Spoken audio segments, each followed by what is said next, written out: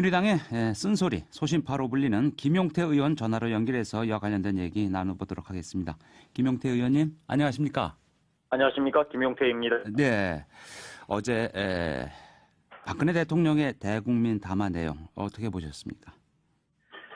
사실 좀 놀랐습니다. 네. 대통령께서 워낙 격앙되셔서 국민들한테 직접 호소하는 이런 방식을 취했는데 그 내용의 절박성은 제가 이해를 하지만 일단 시기하고 방식에 대해서는 조금 유감을 표명할 수밖에 없을 것 같습니다. 지금 국회가 꽉 막혀 있긴 하지만 여야간에 물밑에서 지금 치열하게 협상을 하고 있는 와중에 대통령께서 그렇게 격앙된 모습으로 대국민 담화를 하는 걸 보고 저는 대통령의 절박성은 이해하지만 앞으로 향후 5년을 내다봤을 때 가장 중요한 협상 파트너인 야당을 향해서 그렇게 너무나 급박하게 야당을 밀어붙이는 모습은 적절했느냐 이런 문제 의식이 좀 생기는 것 같습니다. 예, 그러니까 지금 말씀을 들어보면은 문희상 비대위원장 쪽에서 어제 얘기한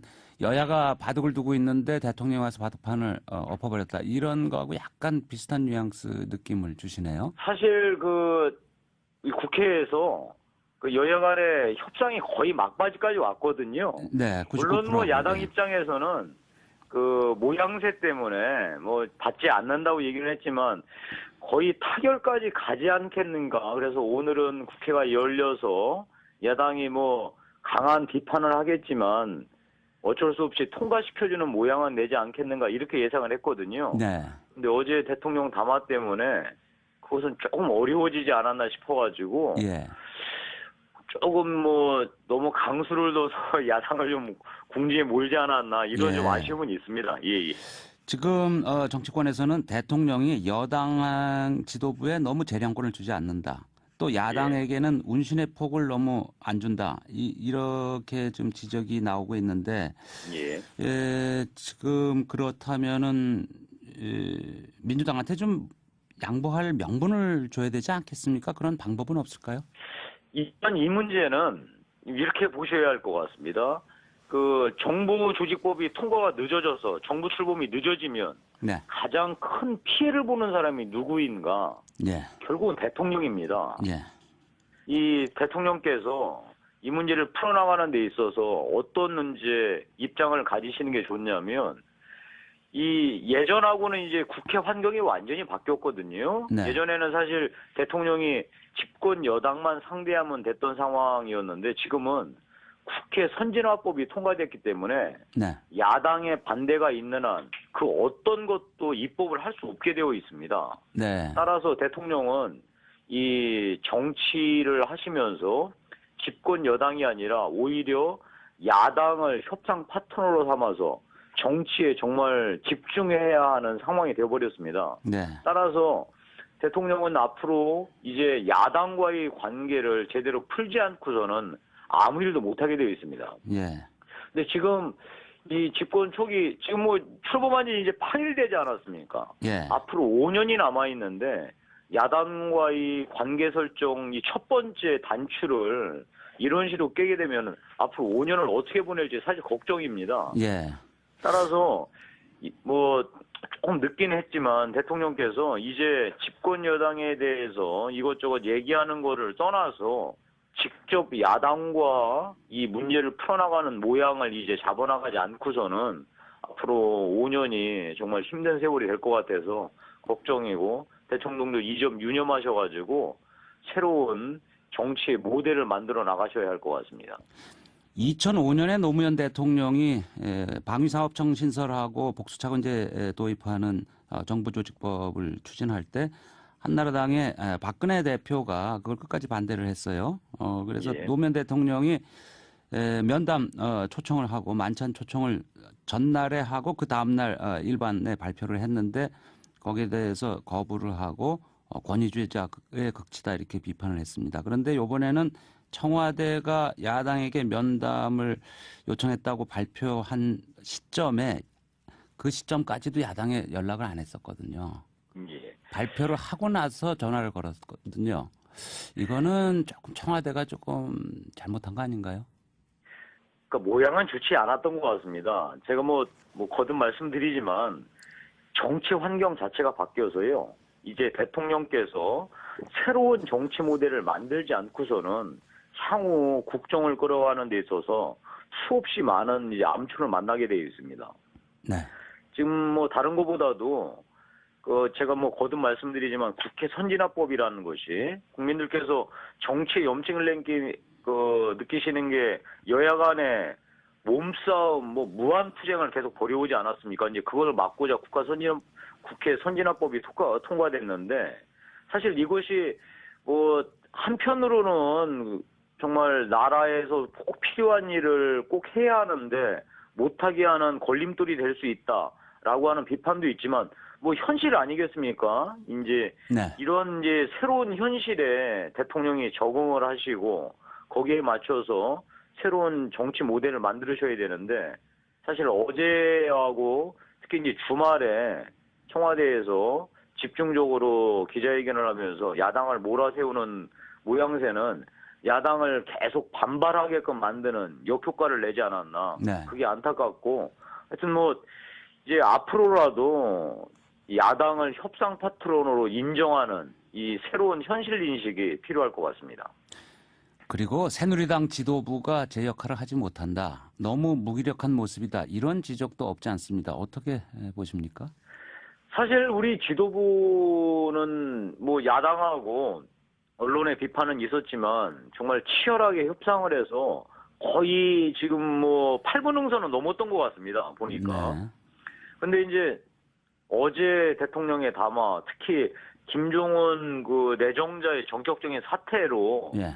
야당이 반발하니까 우리 뭐 당에서 할 일이 예. 지금 없어진 셈이죠. 네. 이게 뭐 여러 가지 비판은 받았지만 당에서도 거의 모든 건 협상을 끝내서 이제 쟁점을 한두 개 정도만 남겨놓은 상태까지 끌고 왔는데 외부 환경이 뭐 야당으로부터 야당에게 뭐 항복을 받아내라 이런 식으로 이제 환경이 돼버리니까 네. 우리 뭐 지금 집권 여당 지도부로서는 딱히 지금 할 일이 없는 그런 좀 딱한 사장이 된 것 같습니다. 네. 어제의 대통령 대국민 담화는 여당 지도부가 듣기에는 나가서 전쟁에 나가서 야당의 항복을 받아와라.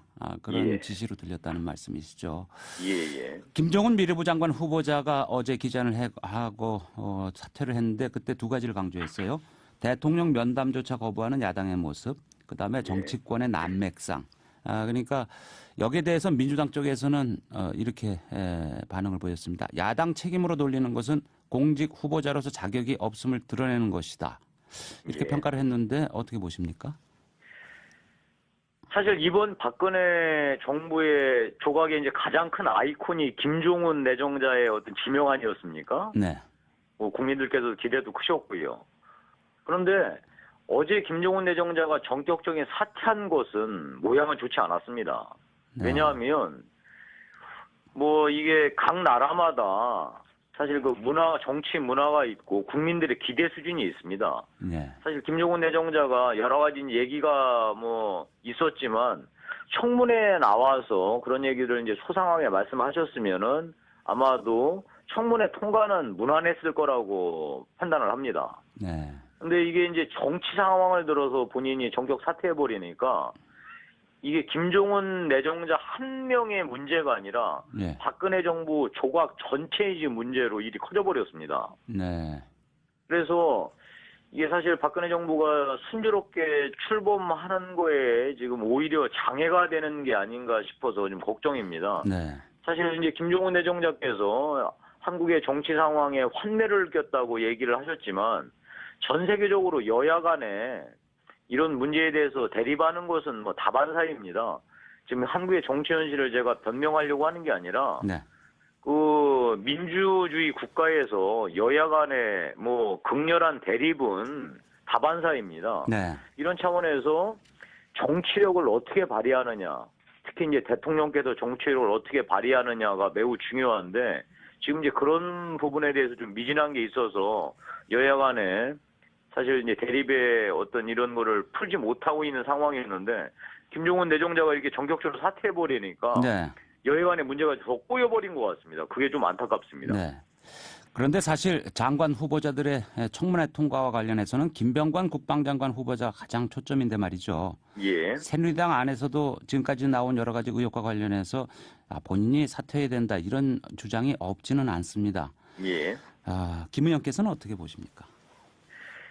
뭐 일단 야당이 일단 청문회는 열어야 하지 않겠느냐라고 입장을 선회한 것은 뭐 나름대로 의미가 있는 것 같습니다.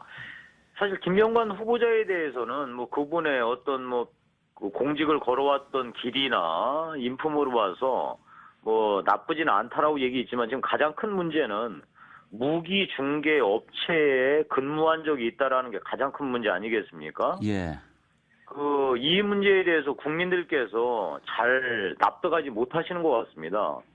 어차피 이제 그전에는 뭐 사퇴를 해야 되나 말아야 되나 이런 얘기가 나왔지만 일단 청문회가 열리기로 뭐 방침이 정해졌으니까 예. 김병관 후보자는 이 문제에 대해서 청문회에 나와서 본인 스스로 정확하게 얘기를 하고 청문 과정을 거쳐야지만 얘기가 될 것 같습니다. 근데 누가 뭐래도 일단 무기중개업체에 근무했다는 것 자체는 네. 아마 국민들의 이 검증의 눈높이를 넘기에는 쉽지 않을 것이다. 예. 이 점은 분명할 것 같습니다. 네. 자, 안철수 전 교수가 노회찬 의원의 지역구였던 서울 노원병 출마 의사를 밝혔습니다. 그랬더니 야권에서는 부산 영도에 가서 김무성 전 의원하고 붙어라 뭐 여러 가지 얘기들이 있는데 이런 안철수 전 교수를 둘러싼 이런 움직임을 여권에서는 어떻게 보고 계신가요? 작년에 안철수 후보가 국민적인 지지를 받았던 가장 결정적인 이유는 국민들이 정치권이 정말 썩었다, 무능하다. 네. 이거에 대한 반사이익 아니었겠습니까? 네. 그래서 저는 여전히 안철수라는 그 아이콘 자체가 정치권에 던지는 무게는 만만치 않을 거라고 생각합니다. 네. 저는 뭐 이번에 그 안철수 교수가 노원병이라는 조금 뭐 보기에는 이제 손쉬운 안철수 후보 입장에서는 네. 손쉬운 지역을 선택했다는 비판은 있지만 예. 그럼에도 불구하고 전격적으로 이 정치에 진입을 하겠다라고 선언한 것은 예. 우리 정치권이 무겁게 받아들여야 할 것 같습니다.